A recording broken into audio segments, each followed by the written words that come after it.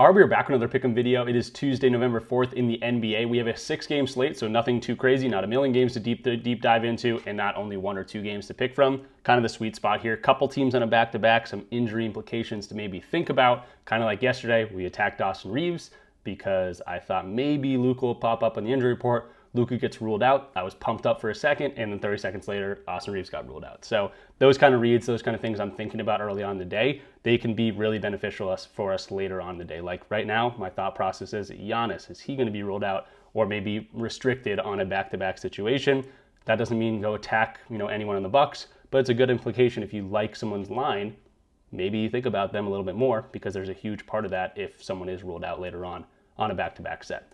But yeah, I don't know why I went on that tangent early on, but we're going to get into the plays for today, probably 3 or 4 plays. We're going to go over the recap of yesterday's video picks like we always do. Finally got back in the green after a little slid there. But yeah, let's hop into the recap and then we'll get into the plays for today. That sounds cool. Go ahead and leave the video a like because if we get to 150 likes, I'll add pinned play comment like I do always. So hopping into the recap, we got back into the green, which we love to see, and we'll start with Keyonte George under 7.5 assists. Remember, this was not a pick that people were going to like seeing because Keyonte had been over this assist line in a ton of games so far this season, but we hated his matchup. We know there's potential for a lot of free throws, which there were. I liked Keyonte George's scoring options better than Lauri's scoring options, unless they were going to knock down a bunch of threes and get to the free throw line a bunch. I didn't like Lauri Markkanen's options to score, which means Keyonte George is going to struggle. No Walker Kessler, all those good things. It was a great read. I was happy with that one, and he stayed well under this. Now, Jarris Walker, I think this was an okay read. He caught fire in the fourth quarter, hit like 7 or 9 points in a row in that fourth quarter to go over. Honestly, hats off to him. He played really well down the stretch to make this game interesting. But at the same time, I hope you guys are like listening to what I'm saying in these, not just, oh, he took that, let's move on. Because I talked about Pascal Siakam having an amazing matchup today. He's someone I bet on in the Discord community. I talked about Giannis maybe having a monster game against this team that knocked him out last year. He had a really good game. So hopefully you guys are listening to other things I'm saying when I'm talking about these picks, because maybe you get some winners just me talking about the other guys. Siakam, Giannis, those guys had great opportunities and they both crushed their games. Steven Adams over his 6.5 rebounds. Practically had that in the first half. This was a plus 100. We also talked about Jabari Smith Jr. potentially getting ruled out. He did get ruled out. Made Steven Adams play, I think, 20 to 25 minutes, which we love to see. He had like 9 rebounds in that game. Austin Reeves, I love that because, again, we're thinking about these injury reports, back-to-back situation for Luka and the Lakers. Luka's been injured a little bit. Luka gets ruled out. Great read on Austin Reeves. The unfortunate part is Austin Reeves also gets ruled out, which I did not expect, but that doesn't hurt us. We went to a good play. If Luka didn't play and Reeves did, this would have shot up. We saw what Austin Reeves has done so far without him this year. And then 0.5 units on CJ McCollum. Honestly, I think I just should have left that one off. I found the read and I was excited about it. I was really only going to give the 4 picks, and he looked like CJ McBum. He was horrible. Looks old out there, and he shot 1 of 6. He shot 6 threes, so it wasn't a horrible read. But we lost 0.5 units there to give us a 0.4 unit winning day. We'd love to see that, and hopefully this is a good sign for things to come. And we'll get into the picks for today. So hopping into our first play here, we're going to be using Props Madness like we always do. If you want a link for 25% off your first month, use the link in the description down below. Check out Props Madness. It's one of the cheapest in the industry. It's really, really fun to use. And of course, they give you so much different data, so much different filters that you're going to see me use throughout this video.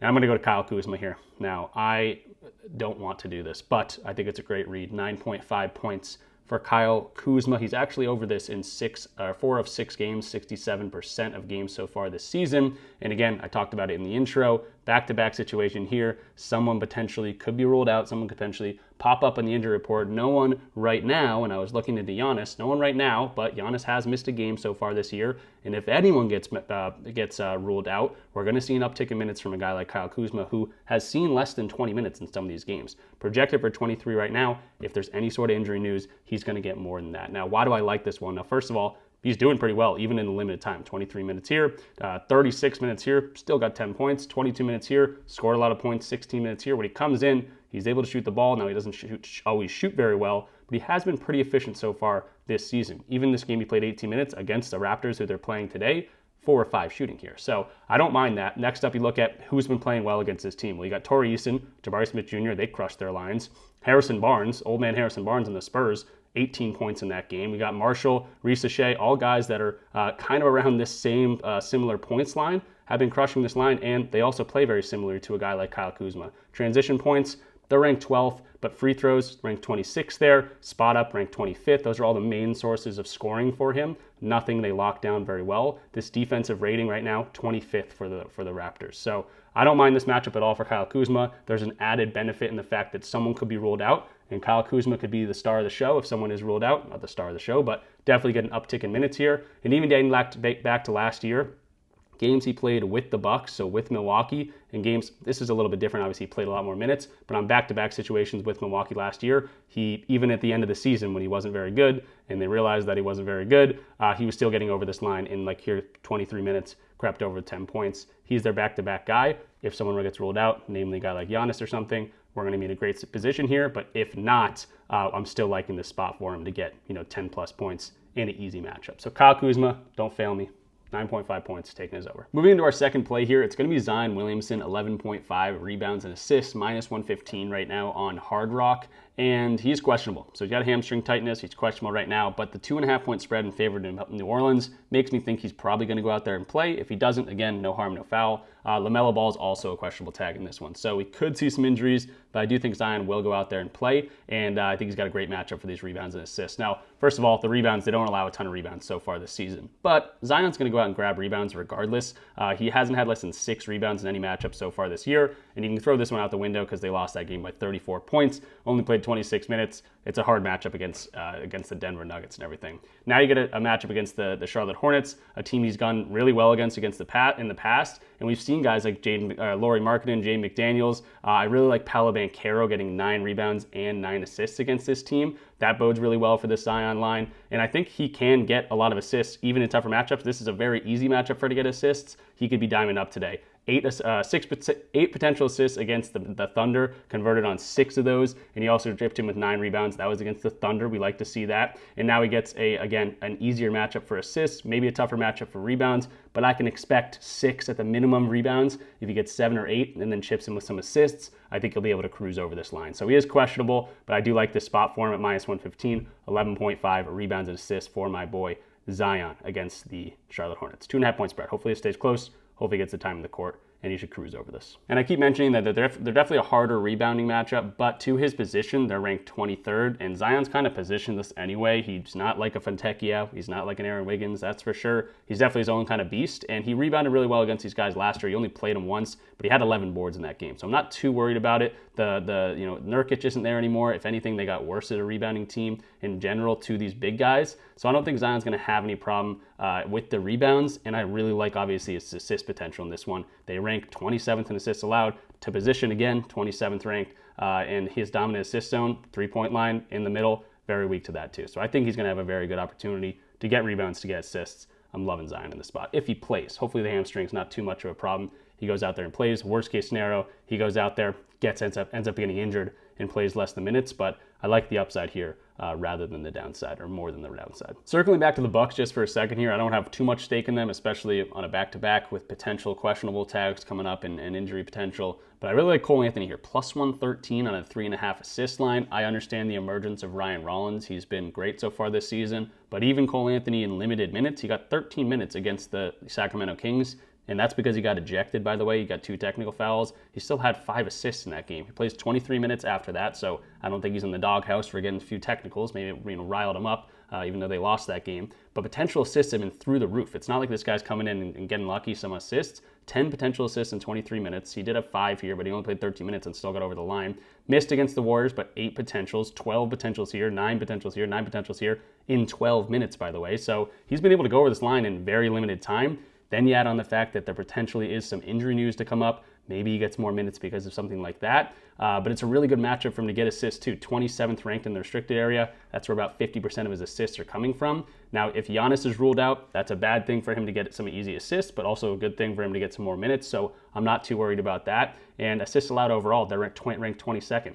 And he's played this team already, and he had 7 assists and 9 potentials in 27 minutes. So I really like Cole Anthony here for some plus money, plus 113. This line doesn't make any sense to me. But yeah, I'm liking Cole Anthony here for another play on the video. Moving to our fourth play here, I like Tyrese Maxey, and unfortunately, I like the under here, minus 116 on a 27.5 point line against the Chicago Bulls. Now, why do I like this one? Well, first of all, very tough matchup for a guy like Tyrese Maxey. 53% of his shots have come from above the break threes. The Bulls are not allowing a lot of those. Third ranked there overall, and three-pointers allowed, so it's not like people aren't just hitting them against them. They're also not allowing a whole bunch of threes being shot above the break. Fourth allowed in three-pointers attempted so far this season. So that bodes well for a guy like Tyrese Maxey, who's been reliant on a lot of threes. 7 of 9 three-point shooting, 4 of 9, 4 of 11. He's been shooting a whole bunch of threes. Even in these games that he's missing, he's been shooting a lot of threes. So it's a very tough three-point matchup for a guy like Tyrese Maxey. The next thing I'll point to is the fact that he's been getting a ton of free throws. You can see 7 of 8 free throws, 10 of 12, 9 of 10, 14 of 16. All the games he went over, he's been getting the free throw line a million times. Now you face the Chicago Bulls, who are ranked 12th in terms of free throws allowed per game. That bodes well for potentially an under here. A lot of these teams, the Celtics giving up a lot of free throws, the Wizards giving up a lot of free throws, the Hornets not so much, but their three-pointers allowed way up here at 17th ranked. So pretty good defensively to free throws, really good defensively against three-pointers. That's going to be where a lot of Tyrese Maxey's points come from. So that's another reason why I like the under. The last thing I'll point out is the fact that Joel Embiid's going to be playing this game. He's going to be probably getting 23, 24, 25 minutes in this game. And I'm probably not going to bet on him specifically, but he's got a great matchup to score, especially if he can actually bully ball down low and stop flopping all around and shooting three-pointers like he's 6-foot guard. If he can actually use his size for once and maybe get to the free throw line or maybe bully ball with Vucevic down low, they're ranked 30th in terms of points allowed in the paint. If you look at Joel Embiid, 30% of his shots are coming from inside the paint. They're ranked 30th. Pick and roll big man, much better opportunity for a guy like Joel Embiid to score some points.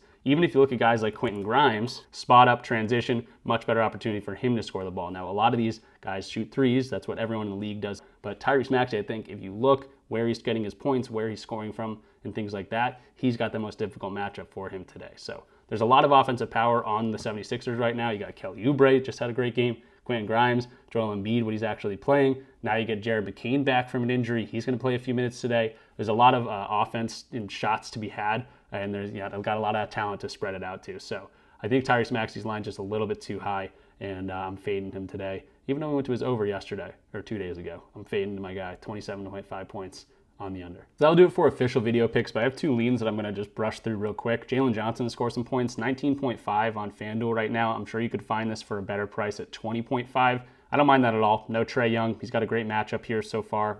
Kelly Oubre and Wiggins, both guys that play similarly to get their points similarly to a guy like Jalen Johnson, 25 and 18 points there. So I don't mind Jalen Johnson. He's definitely the number 1 scorer on this team without Trae Young, maybe even with Trae Young.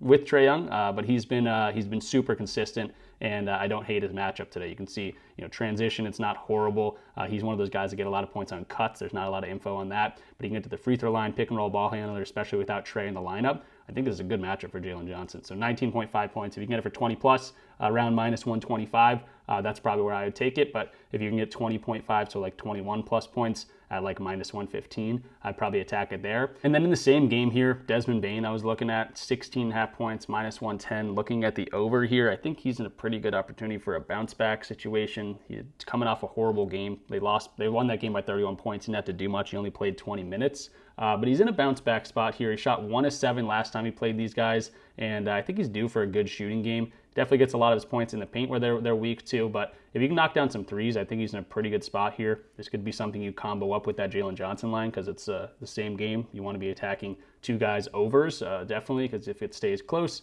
they play more minutes. If it's a blowout, you want to be attacking 2 unders because they're going to play less minutes. But yeah, Desmond Bane, I think he's in a bounce back spot opportunity. I was looking at last year too. Games that he's coming off like a bad shooting performance, he usually bounces back pretty well. Like, I don't know, here's a 9-point game, jumps to 19. Here's a horrible game, 32 minutes, 3 points. Then he had 29 minutes against the Lakers. So I do like to see that. He's definitely able to bounce back. He's coming off a 5-point game and a 9-point game. And a 12-point game. I think this guy's a better offensive player than that, and he doesn't have a horrible matchup here. So just knock down maybe 2 threes would be great, and then get the rest in the paint like you've been doing.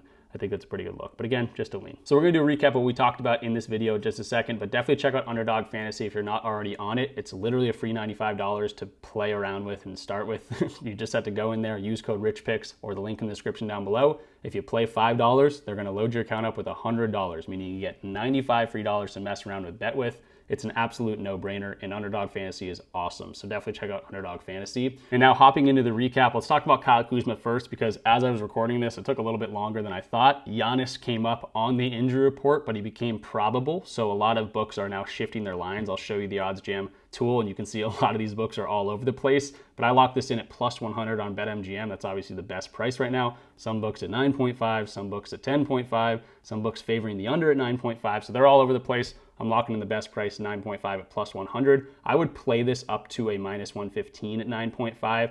And then again, I've seen some people go on, on the injury tag. Giannis is now probable. Later in the day, he could go downgrade to questionable, downgrade to out, or he could go out there and play. Either way, I do like this play for Kyle Kuzma. It's just obviously a huge boost if Giannis doesn't play here. But even if he does play, I still like the look here, especially the plus 100.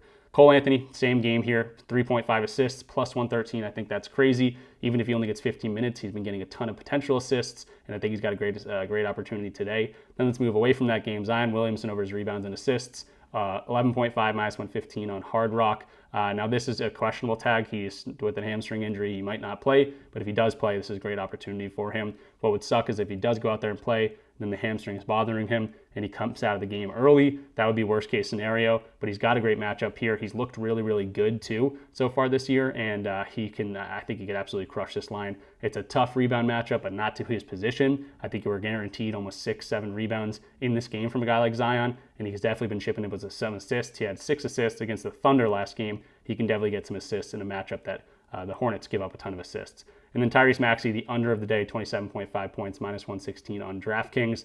I'm liking the under. We talked about it in depth, and that is the 4 plays I got for you. We also talked about 2 leans as well.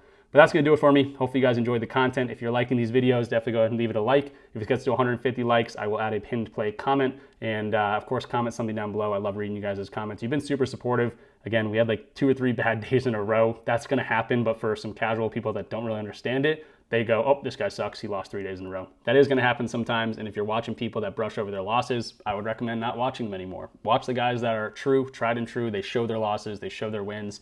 Because just like we came in a little skid, we can have these massive win days where we win 3, 4, 5 days in a row and get right back on track. So our final record for the entire season so far is right around 500, and we started the season really hot, had a little bit of a skid here, just like I think a lot of other people did, maybe a little bit harder to predict the NBA the past few days, but we're back on track. We had a positive day yesterday, and hopefully we do that again today. So subscribe if you're new, like the video, comment, all those good things. Check out the links in the description below. Sign up for Underdog. It's $95 free. If you haven't done it already, do it. It's $95 free to mess around with. There's nothing better than that.